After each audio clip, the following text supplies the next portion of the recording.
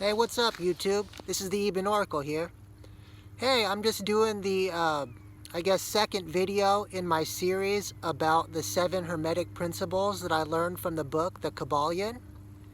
Today we're going to be speaking about the first principle, the principle of mentalism, and what that means, and my interpretation of what that means.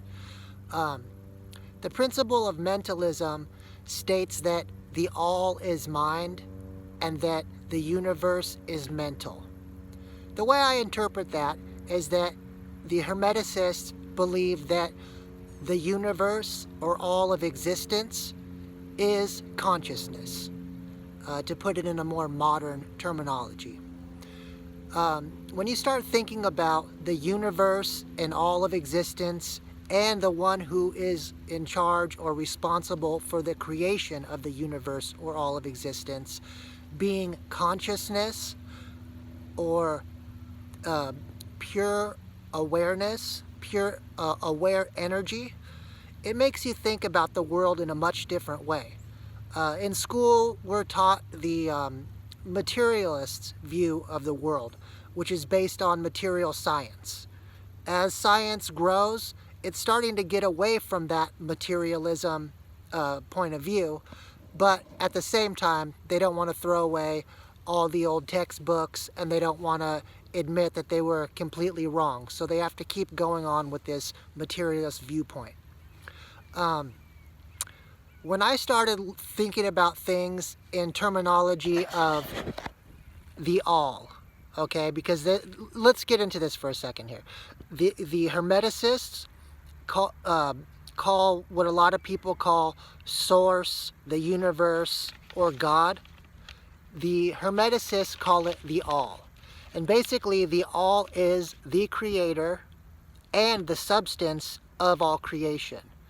Everything in existence and everything that ever has been, ever was, or ever will be is the Hermeticist view of the all. Basically, they believe, which I also believe, that you can't create something from nothing. If there is a creator of this universe, of this reality, of our physical manifestation, then it had to be created out of something. And you can't make something out of nothing. So if there was only this great consciousness, this spirit to begin with, that's what everything is made out of. That's the substance of creation. That's what the substance of everything is.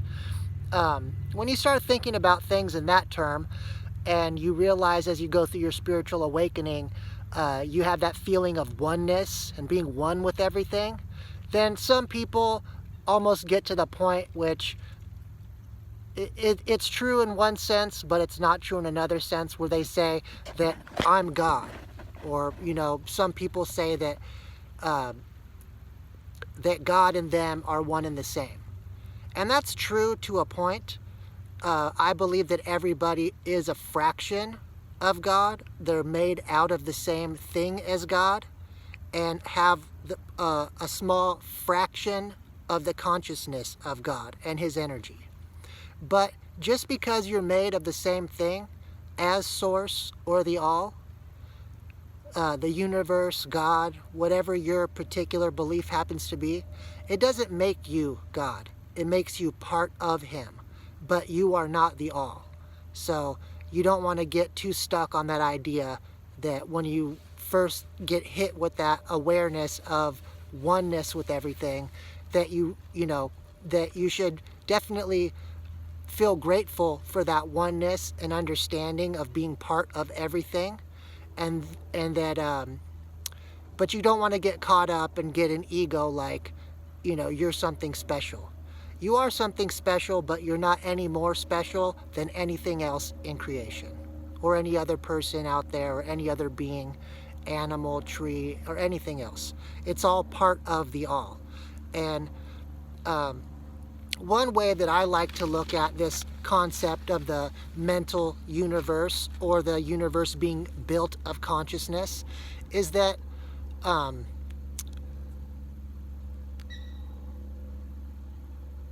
basically, wait one second here, let me look at my notes. I tried to study before I did this video so I could get all the information out that I had.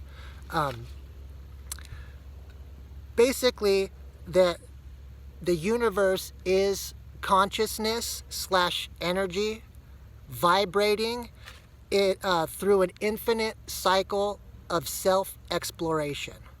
So when you think about it like that, like you're a part of God, basically being able to explore the rest of God, it's a more of a humbling idea, even though you do have this oneness with Him.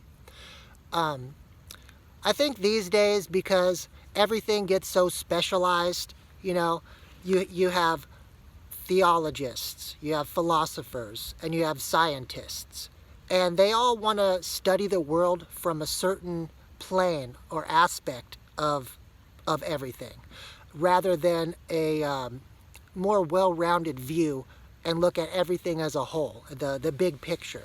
You know, you got theologists who basically study the world through the eyes of spirituality or the spiritual plane.